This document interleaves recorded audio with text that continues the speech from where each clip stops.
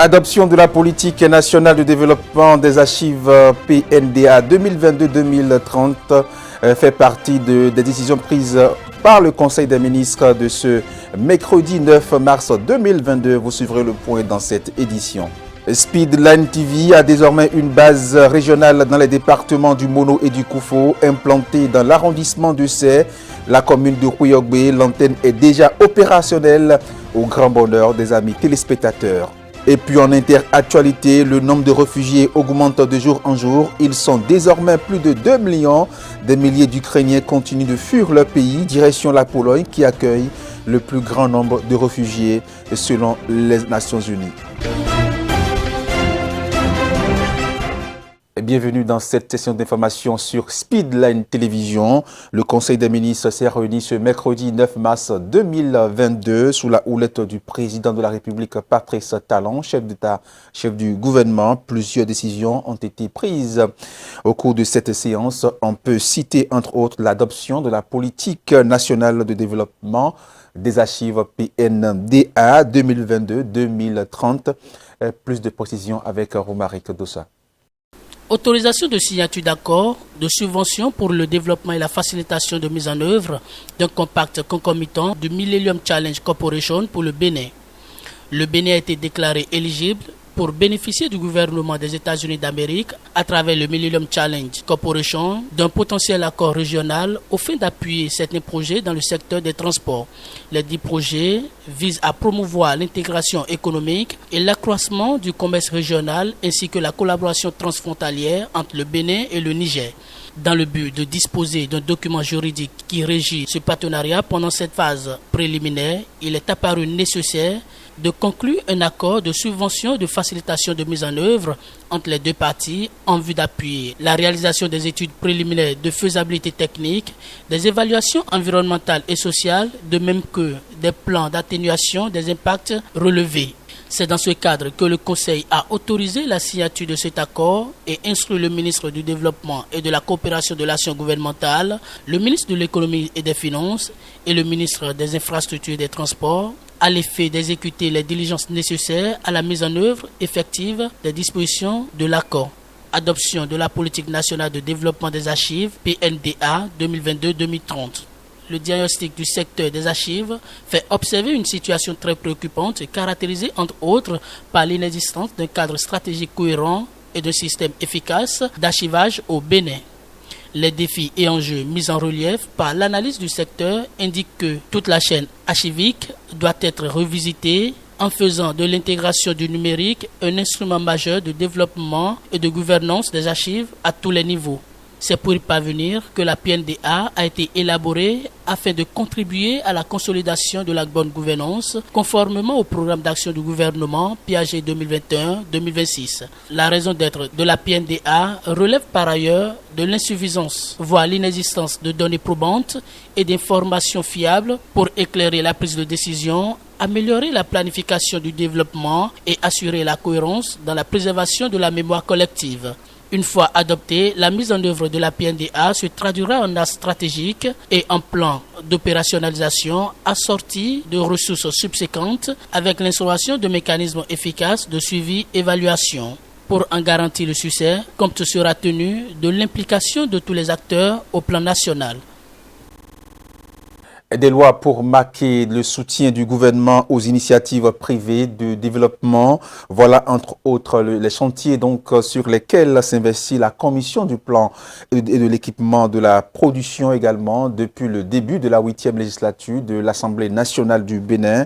Nous vous emmenons dans l'environnement, dans l'univers de cette commission avec ses attributions et ses défis à découvrir. La commission du plan, elle s'occupe de tout ce qui est prospective, de tout ce qui concerne l'agriculture, l'élevage et la pêche, de tout ce qui concerne les eaux, forêts, la chasse, de tout ce qui concerne l'industrie, l'énergie, les mines, de tout ce qui concerne l'hydraulique, le commerce, de tout ce qui concerne les nouvelles technologies, la communication, le tourisme. Tous ces dossiers techniques sont examinés au fond on s'est attaqué à comment est-ce qu'on pourrait encourager l'investissement privé en République du Bénin. D'où le Code des investissements. Il y a des capitaux qui circulent à travers qui contournent le Bénin pour aller investir dans d'autres pays. Il était important d'imaginer sur comment capter ces capitaux-là et les fixer au Bénin. Donc pour faire face aux défis d'emploi, il faut tout faire pour que votre environnement d'investissement soit attrayant. L'initiative du gouvernement qui consiste à négocier avec le voisin producteur de pétrole, le Niger. Donc nous avons également travaillé à encourager la ratification de cet accord. Rencontre de sensibilisation des membres de l'association des web activistes du Bénin.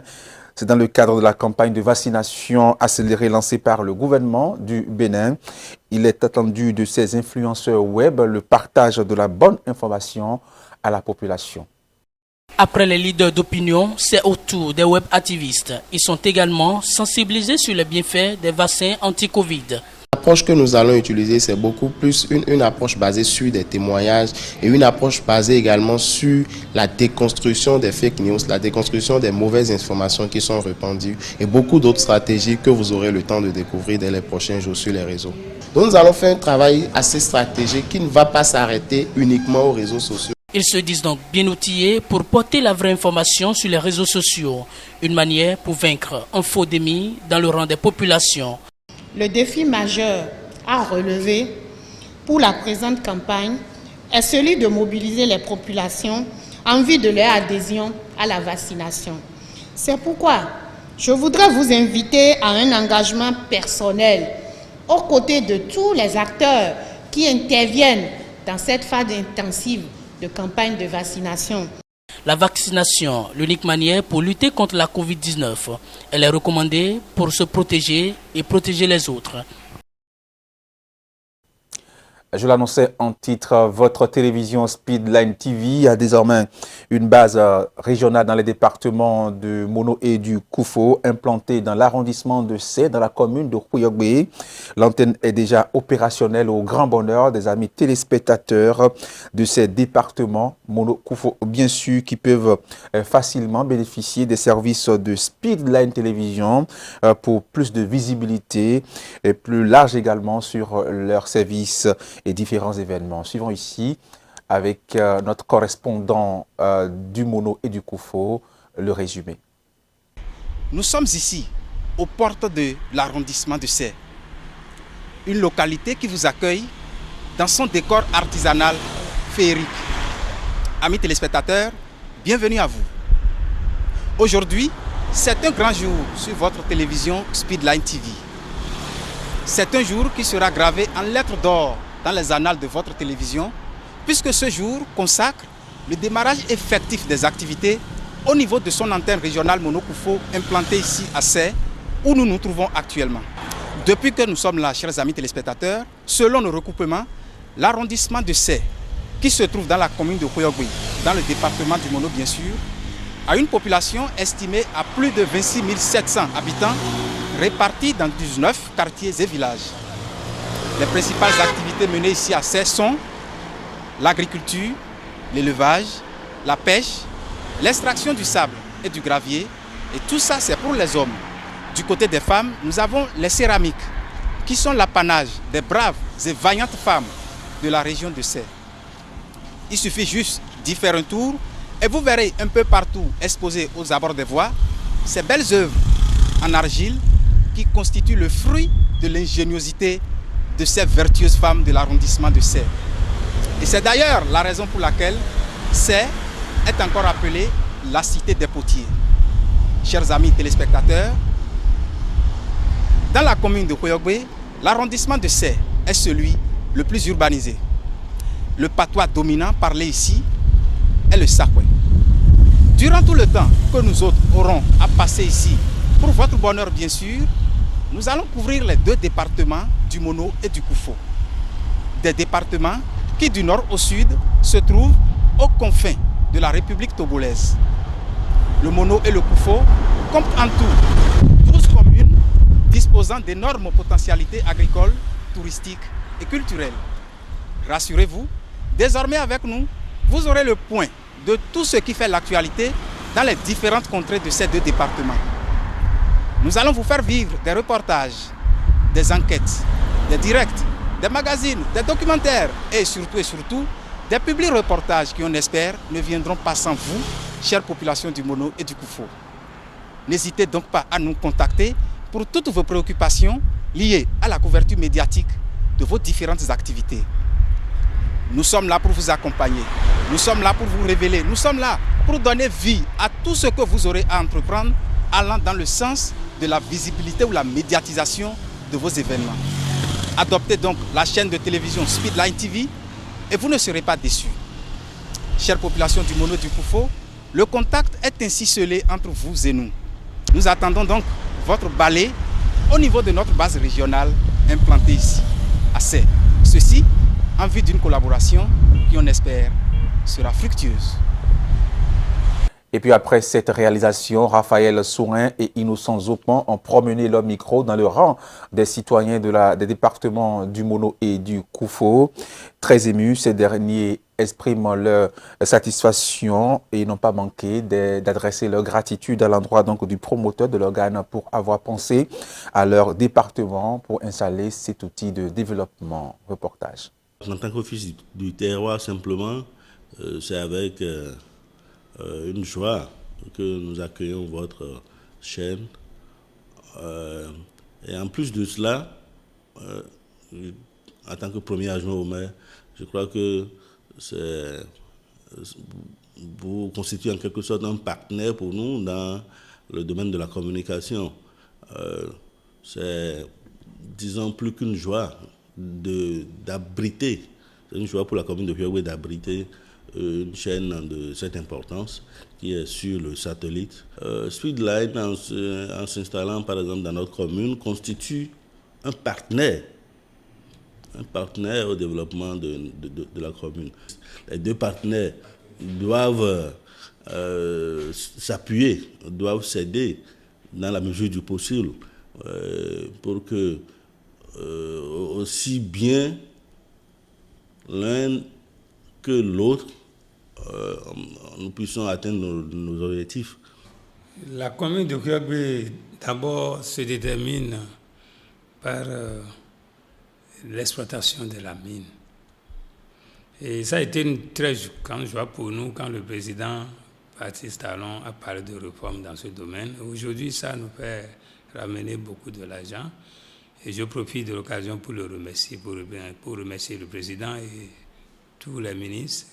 Un message de joie pour toute la commune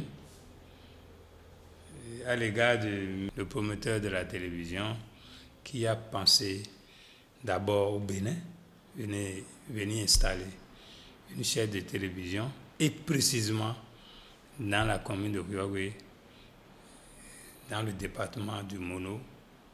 C'est une joie pour nous et au nom du maire, je parle en son nom, nous sommes en train de faire un programme spécialement pour venir le remercier.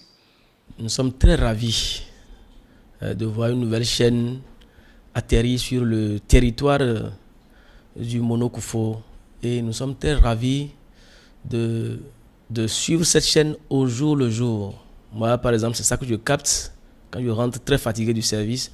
C'est Speedline que je capte et ça honore particulièrement la commune de Houéoué où je travaille et je demande aux promoteurs de bien vouloir développer la chaîne dans plusieurs sens, surtout la culture,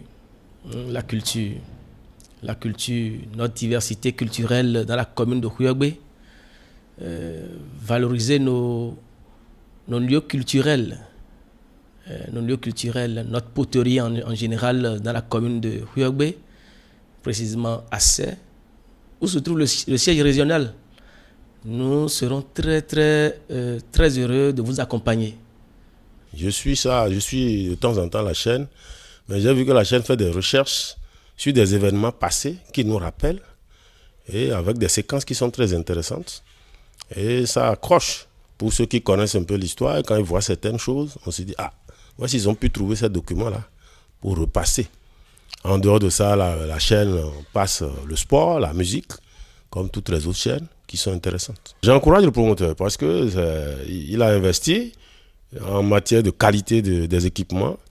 Et comme c'est le début, il n'a qu'à prendre patience, faire en sorte que la chaîne évolue et que tout le monde soit content de la chaîne. Et bon, je ne sais pas s'il restera toujours chaîne libre, mais je conseillerais que ce soit toujours chaîne libre pour que tout le monde puisse y avoir accès. Bon, je remercie vous qui êtes ici et je vous encourage à poursuivre votre œuvre. Et je crois que le promoteur fera le nécessaire pour que vous soyez dans de bonnes conditions de travail. Et puis le Nigeria, pour démarrer cette page internationale, le nord-ouest du Nigeria a été le théâtre d'un nouveau conflit entre milices d'autodéfense et un groupe de criminels. Le président nigérian Muhammadu Buhari s'est dit choqué du niveau extrême de cette criminalité. Suivons ici le reportage. Le Nigeria endeuillé, le nord-ouest du pays a été le théâtre de nouveaux combats meurtriers ce lundi entre milices d'autodéfense et un groupe criminel. Plus de 57 miliciens auraient été tués selon les autorités nigérianes. Ces affrontements se sont déroulés près de la localité de Sakaba dans l'état de Kebbi. Des villageois rapportent eux plus de 60 morts. Face à la multiplication des attaques dans cette zone, de nombreuses milices d'autodéfense se sont constituées pour lutter contre des hommes en armes qui attaquent les villages, volent le bétail, pillent et tuent les habitants. Selon les autorités, lundi, les bandits fuyaient vers le Niger alors que des opérations militaires étaient en cours sur leurs enclaves. C'est à ce moment-là qu'ils ont été accostés par les miliciens. Début janvier déjà, plus de 200 personnes avaient été tuées au cours de plusieurs attaques menées par des gangs criminels dans l'état de Zamfara. Depuis fin 2020, les bandits, comme les appelle le gouvernement nigérian, ont aussi commencé à prendre pour cible des écoles, enlevant plus d'1 millier d'élèves. La plupart ont pu être libérés depuis, mais des centaines restent aux mains de leurs ravisseurs. Et puis depuis le siège de l'organisation à Brazzaville au Congo, le docteur Moeti s'est concentré ces 2 dernières années sur l'impact de la pandémie du coronavirus sur les femmes en particulier. Le bilan est alarmant. Selon donc plusieurs études, le Covid-19 a détérioré les conditions de vie des femmes à travers le monde. Elle est le visage de l'OMS en Afrique. Depuis le siège régional de l'organisation à Brazzaville au Congo, le docteur Matshidiso Moeti s'est consacré ces 2 dernières années à l'impact de la pandémie, en particulier sur les femmes. Et le bilan est alarmant. Selon plusieurs études, le Covid a détérioré les conditions de vie des femmes à travers le monde. Nous savons que la violence sexiste a considérablement augmenté dans certains pays. Vous savez, les viols et les abus sexuels sur les femmes, sur les jeunes filles ont beaucoup augmenté parce que tout le monde était enfermé chez soi et les enfants n'allaient pas à l'école. Donc du côté de la santé, je crois que ça a été difficile pour tout le monde, mais particulièrement difficile pour les femmes. Et deuxièmement, regardez le rôle des femmes dans les familles en ce qui concerne les soins. Elles doivent s'occuper des personnes malades, mais aussi de la garde des enfants, qui est généralement assurée par des femmes. Sur le plan personnel, cette Botswanaise née en Afrique du Sud est aujourd'hui la première femme à la tête du bureau Afrique de l'OMS, un poste qu'elle occupe depuis 2015 et qui n'a pas été de tout repos. Depuis sa nomination, elle a dû faire face au virus Ebola en Afrique de l'Ouest et maintenant au Covid-19. Je suis très heureuse d'être la première femme à occuper ce poste et en même temps, je ressens le besoin de prouver ce que j'ai accompli. J'attends avec impatience le jour où il ne sera plus remarquable qu'il y ait une femme à la tête d'une organisation. Le jour où il sera normal qu'une organisation soit dirigée par une femme ou par un homme. Je ressens aussi un énorme sentiment d'être privilégiée. J'en suis fière. Une fierté qu'elle met au service de l'amélioration de l'égalité homme-femme à l'OMS. Depuis le début de son mandat, elle a réussi à faire en sorte qu'il y ait par exemple 4 femmes et 4 hommes au poste de direction.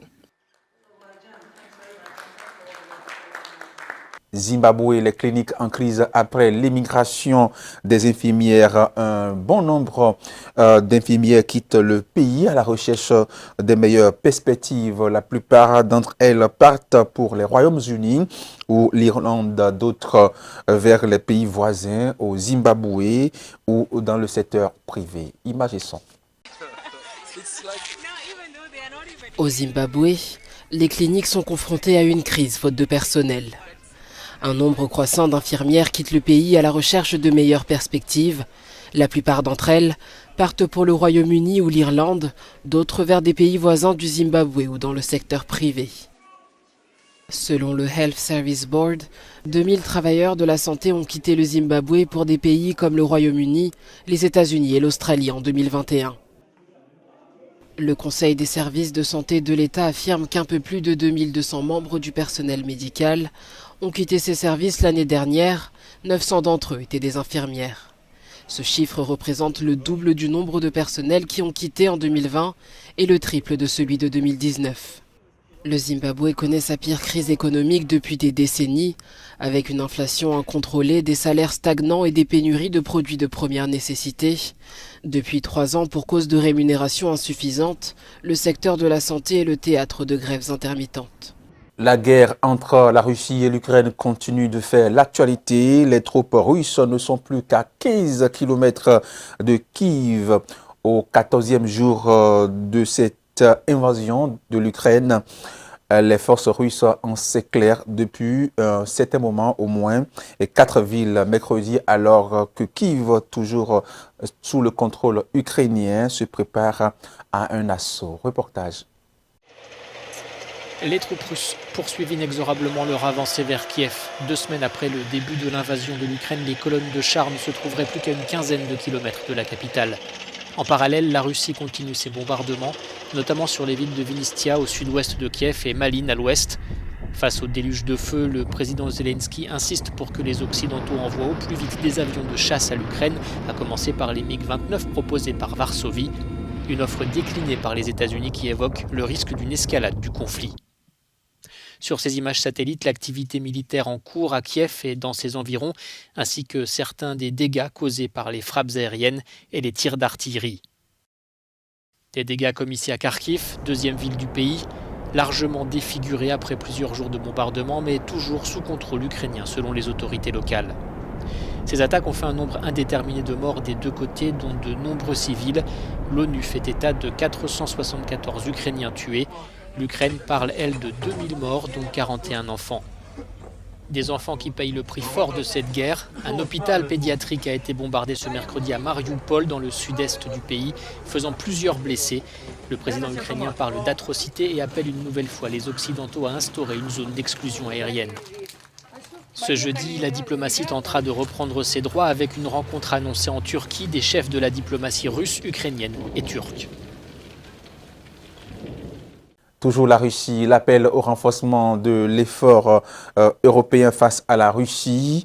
La première ministre estonienne estime devant le Parlement européen que c'est un devoir moral de la part de l'Union européenne d'accorder l'adhésion de Kiev à la construction européenne. Pour Kaja Kallas, cette contribution a d'ailleurs davantage progressé en une semaine plutôt qu'en 30 jours. L'Ukraine ne se bat pas uniquement pour l'Ukraine, elle se bat pour l'Europe. Devant le Parlement européen, la première ministre estonienne estime que c'est un devoir moral de la part de l'Union d'accorder l'adhésion de Kiev à la construction européenne. Kaja Kallas appelle aussi à investir dans les technologies de défense de pointe. Sur le renforcement de la défense européenne, nous devons trouver un consensus au sein de l'Union sur le fait que parfois, la meilleure façon d'obtenir la paix est la volonté d'utiliser la force militaire. Alors que les ambassadeurs de l'Union se sont entendus mercredi sur un nouveau train de sanctions contre la Russie, Kaja Kallas souhaite s'excuser auprès des citoyens russes qui doivent supporter le coût de la guerre déclenchée par l'invasion de l'Ukraine. Ces mesures ne sont pas dirigées contre vous. Elles sont dirigées contre le président Vladimir Poutine et son gouvernement. Nous comprenons que cela vous touche, mais cela nous touche aussi. Un autocrate ne s'intéresse pas aux citoyens, il ne pense qu'au pouvoir. Le chef de la diplomatie européenne s'est reproché de ne pas en faire assez et de ne pas avoir réagi assez rapidement. Josep Borrell demande aux Européens de jouer leur rôle pour réduire la dépendance de l'Union à l'égard du gaz russe. Je demande aux citoyens européens de baisser le chauffage de leur foyer. Tout le monde doit faire un effort. De la même façon, vous utilisez moins d'eau en cas de sécheresse ou vous portez le masque pour lutter contre le Covid. Certains élus se disent prêts à payer plus cher le gaz et à augmenter les investissements en matière de défense. Il est clair que le droit international est une chose que ne respecte pas Vladimir Poutine. Je crains que nous devions sortir du nirvana de l'après-guerre froide et répondre à la force par la force. C'est le seul langage qu'il comprend. Il est grand temps de commencer à prendre au sérieux la défense européenne. Mais ce n'est pas la position de l'Union européenne dans son ensemble. Les 27 veulent surtout frapper l'économie russe pour mettre un terme à la guerre. Une centaine d'eurodéputés demandent donc aux États membres de couper les importations de gaz et de pétrole russe. Et quand on parle de guerre, on parle de réfugiés et le nombre de réfugiés s'augmente de jour en jour. Ils sont désormais des milliers d'Ukrainiens qui continuent de fuir leur pays, de traverser les frontières ukrainiennes pour se rendre en Pologne qui accueille donc le plus grand nombre de réfugiés depuis une semaine et leur nombre augmente de jour en jour. L'effort de Varsovie et des pays voisins est colossal, donc il est donc salué par les Nations Unies. Images et son. Des milliers d'Ukrainiens continuent de fuir leur pays. Direction la Pologne, qui a accueilli plus d'1 million de réfugiés en une semaine seulement. Et leur nombre augmente de jour en jour. L'effort de Varsovie et de pays voisins est colossal. Il est salué par les Nations Unies. Et l'organisation de confirmer un chiffre, plus de 2 millions de personnes ont fui la guerre en Ukraine depuis le 24 février. J'ai rarement vu un afflux aussi massif et surtout aussi rapide de personnes. La réponse est bonne. La plupart de ceux qui fuient, vous le savez déjà, sont des femmes et des enfants, car les hommes sont enrôlés dans l'armée. C'est un groupe qui est très vulnérable, surtout dans une situation de départ aussi soudain. La Pologne reçoit environ 150 000 réfugiés par jour. Ceux de cette première vague ont des ressources et beaucoup d'entre eux ont de la famille ou des amis dans le pays. Mais si la guerre continue, il y aura de nouvelles vagues de réfugiés sans ressources qui arriveront dans des pays submergés par cette catastrophe humaine. Ni plus ni moins, c'est tout pour cette édition. Merci à vous qui l'avez suivi. Merci également à tous ceux qui nous ont aidés dans la préparation, également dans la réalisation. Portez-vous bien, restez fidèles au programme de Speedline Télévision. Le meilleur, c'est ici. Retrouvez juste derrière moi l'édition anglaise avec les partenaires de la Deutsche Welle.